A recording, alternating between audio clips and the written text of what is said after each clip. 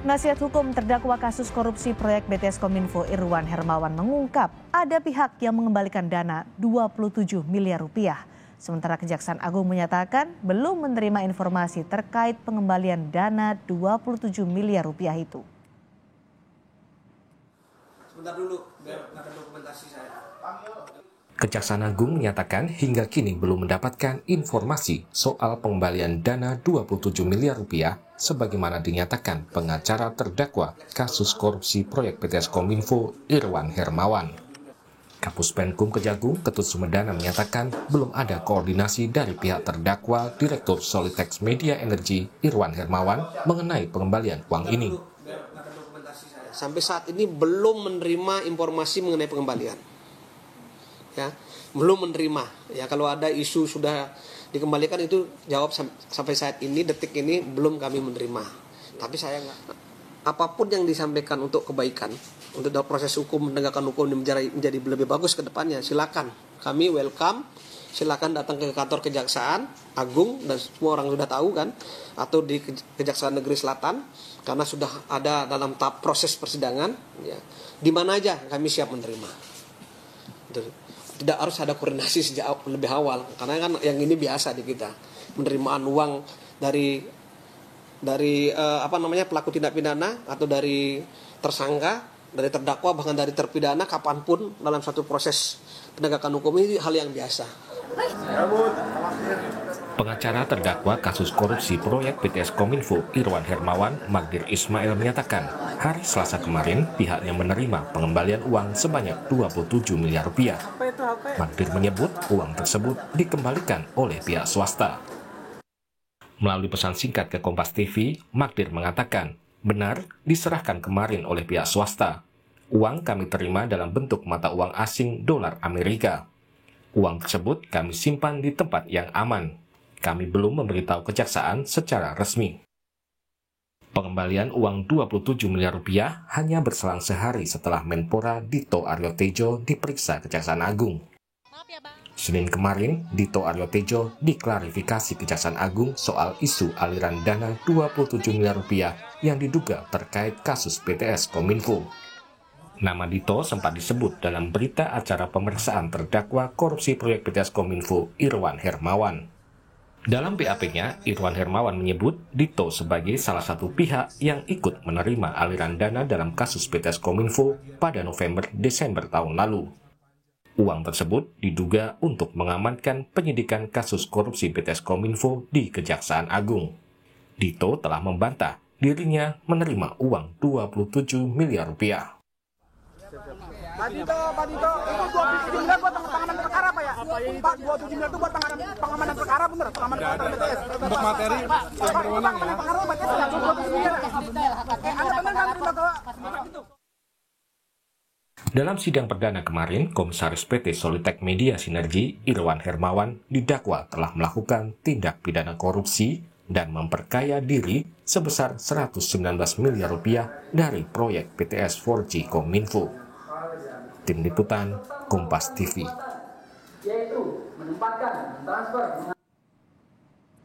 Pengacara terdakwa kasus korupsi proyek BTS Kominfo Irwan Hermawan mengungkap ada pihak yang mengembalikan dana 27 miliar rupiah satu hari setelah Menpora Dito Aryo Tejo diperiksa Kejaksaan Agung. Lalu bagaimana dampak hukum pengembalian uang ini? Kami akan bahas bersama pakar hukum pidana Heri Firmansyah. Selamat malam Pak Heri. Selamat malam. Baik, Pak Heri, ini menarik karena Kejaksaan Agung mengusut aliran dana 27 miliar rupiah dengan meminta klarifikasi dari Menpora Dito Aryo Tejo. Tapi tidak berselang lama, satu hari bahkan ada pihak yang disebut oleh pengacara terdakwa mengembalikan uang dengan jumlah yang sama, 27 miliar rupiah. Anda membaca situasi ini bagaimana? Ya, itu kita nggak tahu detail ya Mbak, apakah itu memang suatu kebetulan semata atau memang ada hubungan langsungnya ya. Itu yang akan kita tunggu nanti mungkin pemberitaan selanjutnya dari corongnya nanti dari Kejaksaan Agung lebih tepatnya. Tapi yang mau saya soroti adalah apakah misalnya terbukti ada satu kegiatan atau tindak pidana korupsi dan kembalian terhadap uang hasil korupsi tadi, apakah itu kemudian menghapuskan sifat perbuatan pidana korupsinya atau tidak?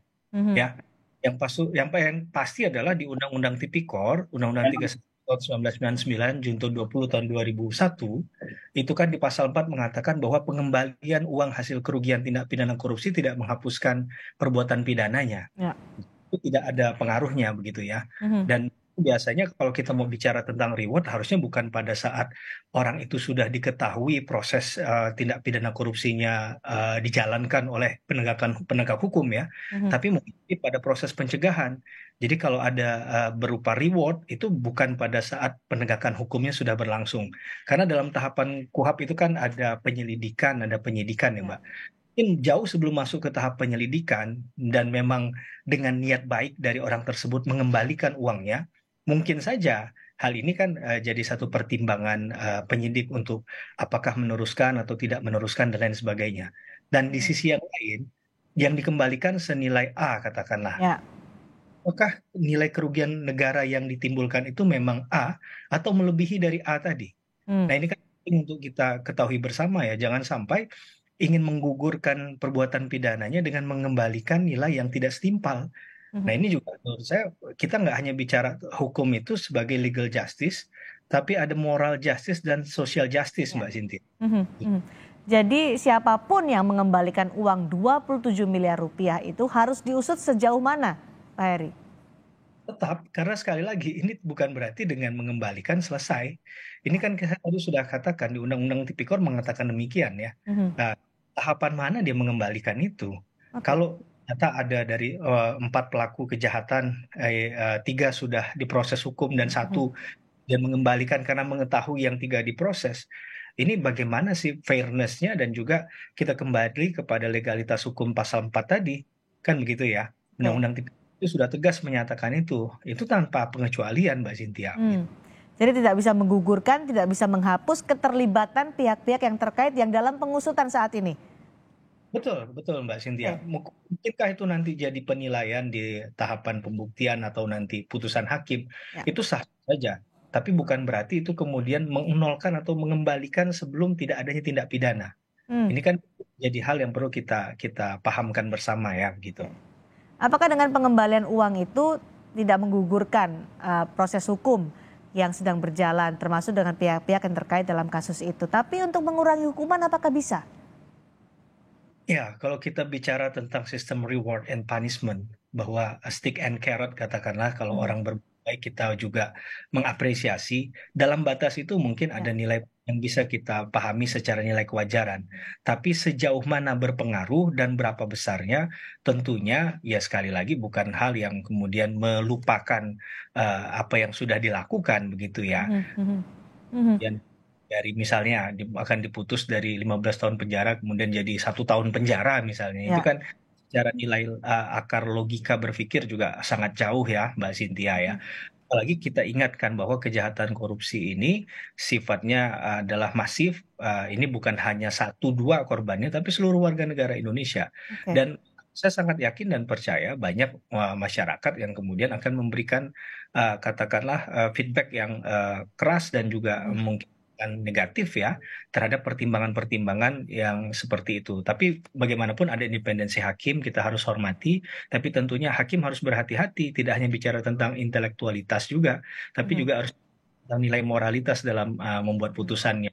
Bagaimana memahami bahwa korban ini adalah warga negara Indonesia dan misalnya kejahatan korupsi tadi untuk katakanlah hak-hak dasar rakyat yang terampas, yang harusnya dipenuhi dan terampas, ini juga harus jadi pertimbangan menurut saya Mbak Cynthia.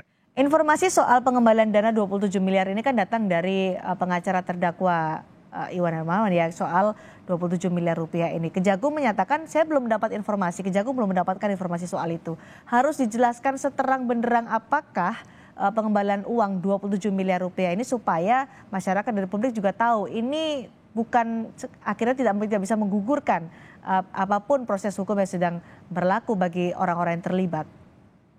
Ya, selain bukan hanya bersoal masalah yang tadi Mbak Cynthia katakan akan menggugurkan atau tidak perbuatannya, yang jelas tidak bisa menggugurkan. Tapi yang penting adalah menjaga agar narasi berpikir semacam ini juga dilengkapi dengan proses hukum acara yang benar dan tepat, transparan. akuntabel gitu ya. SOP yang dibuat harus detail, sedetail mungkin siapa yang menerima, berapa jumlahnya, berapa nilai kerugian yang sebenarnya diduga dilakukan oleh si pelaku. Ini kan harus kita buka. Jangan sampai nanti mohon maaf dianggap ini karena domainnya aparat penegak hukum, katakanlah si A yang punya wewenang, ya sudah dengan dia hanya saja cukup. Padahal kan ini tidak merepresentasikan bahwa satu orang itu adalah institusi kan, Oke. atau kedua, ini juga mewakili untuk menjelaskan kepada seluruh masyarakat Indonesia. Karena sekali lagi proses penegakan hukum yang bermarwah, due process of law, tentunya kita harapkan dipegang teguh oleh aparat penegak hukum dalam melaksanakan tugas pokok dan fungsinya. Begitu Mbak Cynthia. Oke, karena kan ini kenapa harus ditanyakan soal terang benderang seperti apa? Karena Kejaksaan Agung kemarin menyatakan bahwa kasus aliran dana 27 miliar ini bukan bagian dari kasus korupsi proyek BTS Kominfo yang tengah disidangkan. Ini akankah jadi kasus terpisah atau tetap jadi bagian kasus korupsi proyek Kominfo dan harus dijelaskan seterang apa nanti soal ini Pak Heri? Sampai detik ini pun kita masih bertanya-tanya Mbak Cynthia, Ya. apa kaitannya dengan kasus misalnya BTS-nya Pak Plate kah, atau pemanggilan dari Menpora kemarin kan? Sehingga ini yang harus dibuat jelas dulu, ini kaitannya dengan perkara apa. Bukan berarti ada pengembalian uang kemudian bisa dimaknai secara bebas begitu kan? Ya. Ada subjek dan objek yang kemudian perlu dijelaskan secara publik kepada publik secara terang benderang. Tadi saya sepakat dengan apa yang Mbak Cynthia sampaikan. Bagaimana ini adalah sebuah proses yang bukan transaksional kan? Ya. Ini dan percaya Kejaksaan Agung juga akan memahami hal itu dan secara profesional akan menyampaikan. Mudah-mudahan kita tunggu Baik. ya harapan kita itu terrealisasi ya, dan saya percaya sudah dihitung betul oleh teman-teman Kejaksaan Agung, jangan sampai melakukan sesuatu yang salah langkah begitu. Baik, pengembalian dana 27 miliar rupiah jangan sampai menggugurkan proses hukum yang tengah berlangsung di Kejaksaan Agung. Terima kasih Pak Heri Firmansyah, pakar hukum pidana sudah bergabung bersama kami di Sapa Indonesia Malam hari ini. Selamat malam. Saudara tetaplah bersama kami akan kembali dengan